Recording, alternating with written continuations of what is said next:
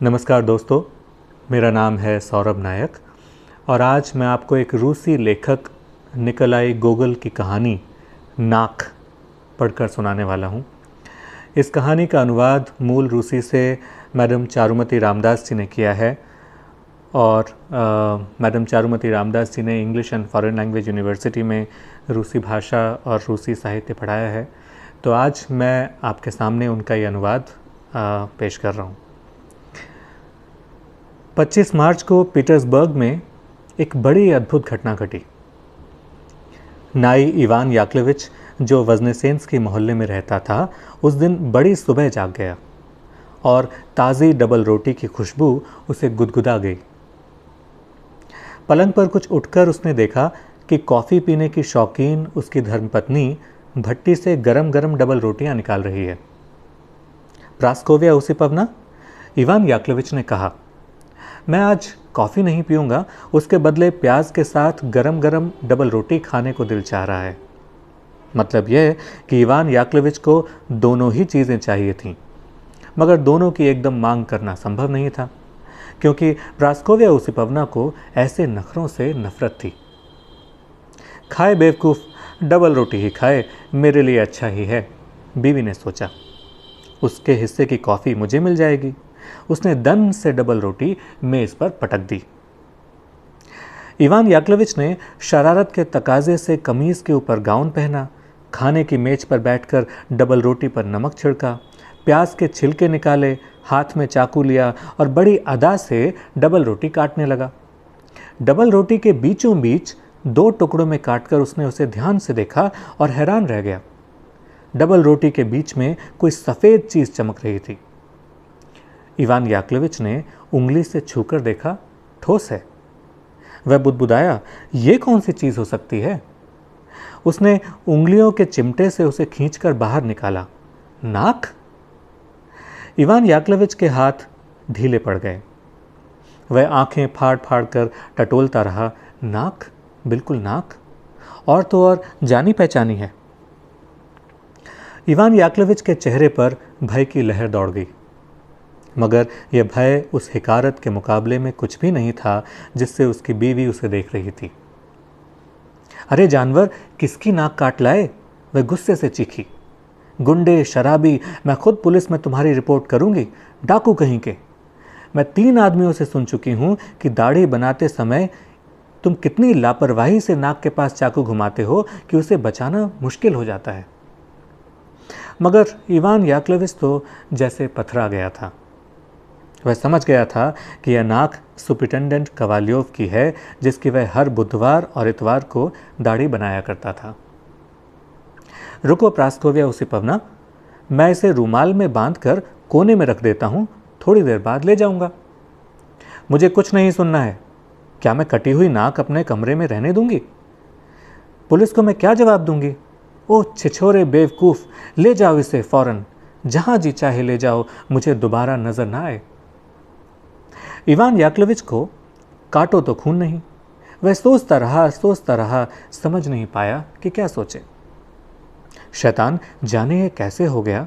उसने आखिर कान खुजाते हुए कहा, क्या मुझे कल चढ़ गई थी या नहीं, कह नहीं सकता, मगर ये बात है बड़ी अजीब, क्योंकि डबल रोटी भट्टी में पकने वाली चीज़ है और नाक बिल्कुल नहीं। कुछ भी समझ में नहीं आ रहा है। इवान याक्लोविच चुप हो गया, इस ख्याल से कि पुलिस वाले उसके पास निकली नाक को ढूंढकर उस पर इल्ज़ाम लगाएंगे।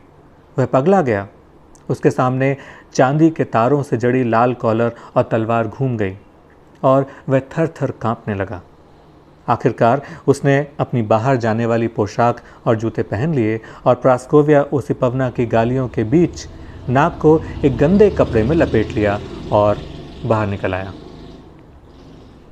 वह उसे कहीं घुसेड़ देना चाहता था, या तो पास ही पड़े कूड़ेदान में, या फिर अनजाने में रास्ते पर गिराकर गली में मुड़ जाना चाहता था, मगर दुर्भाग्य से हर बार वह किसी परिचित से टकरा जाता, जो उससे पूछ बैठता, कहाँ जा रहे हो, या इतनी सुबह किसकी हजामत बना रहे हो।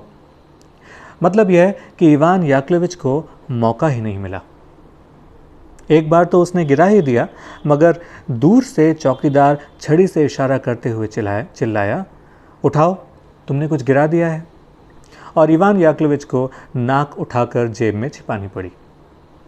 उसकी परेशानी इसलिए भी बढ़ती जा रही थी क्योंकि सड़क पर लोगों की संख्या लगातार बढ़ती जा रही थी।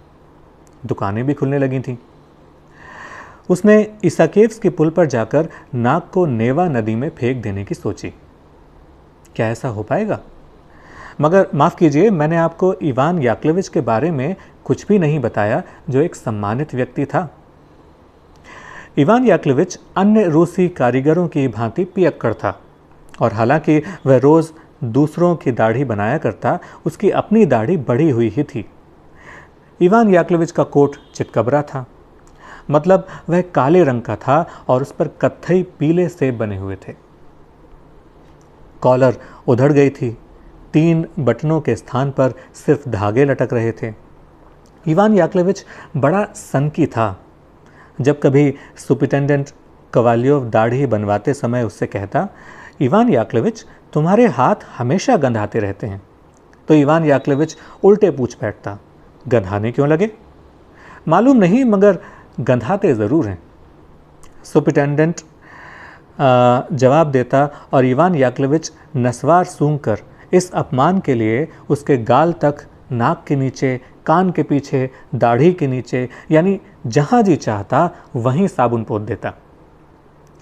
तो यह सम्मानित नागरिक अब इसाकेव्स की पुल पर पहुंच गया था। पहले उसने चारों ओर नज़र दौड़ाई, फिर मुंडेर पर झुका, मानो पुल के नीचे देख रहा हो मछलियाँ काफ़ी हैं या नहीं, और उसने चुपके से नाक वाला चीथड़ा नीचे छोड़ दिया। उसे लगा मानो उसके सिर से 10 मन का बोझ उतर गया हो। इवान याकलोविच के मुख पर मुस्कुराहट भी तैर गई। वह क्लर्कों की हजामत बनाने के लिए जाने के बदले उस इमारत की ओर बढ़ गया जिस पर लिखा था स्वल्पाहार और चाय, जिससे वह बियर का एक गिलास पी सके। मगर तभी उसने पुल के दूसरे छोर पर खड़े एक सुदर्शन, चौड़े कल्लों वाले, तिकोनी टोपी पहने, तलवार टांगे पुलिस अफसर को देखा। वह मानो जम गया। तब पुलिस वाला उसके पास पहुंच गया और उसने उसके बदन में उंगली चुभोते हुए बोला, यहाँ आओ प्यारे। इवान याकलोविच उसके ओहदे को पहचान कर दूर से ही टोपी उतार कर निकट जाते हुए अदब से बोला, खुदा आपको सलामत रखे। नहीं भाई, मुझे नहीं, बोलो तुम यहाँ क्या कर रहे थे पुल पर खड़े खड़े? ए खुदा मालिक, दाढ़ी बनाने जा रहा था, बस यह देखने के लिए रुक गया कि मछलियाँ कितनी हैं। झूठ, सफ़ेद झूठ, ऐसे नहीं चलेगा, सीधे सीधे जवाब दो। मैं आपकी हजामत हफ्ते में 2 बार या 3 बार भी मुफ्त में बना दूंगा, इवान याकलोविच बोला। नहीं प्यारे, यह बकवास है। मेरी हजामत 3-3 नाई बनाते हैं और इससे उन्हें बड़ा फ़क्र होता है। तो मुझे यह बताओ कि तुम यहाँ क्या कर रहे थे? इवान याकलोविच का मुंह पीला पड़ गया, मगर इसके बाद की घटना घने कोहरे में छिप गई थी और आगे क्या हुआ हमें बिल्कुल नहीं पता।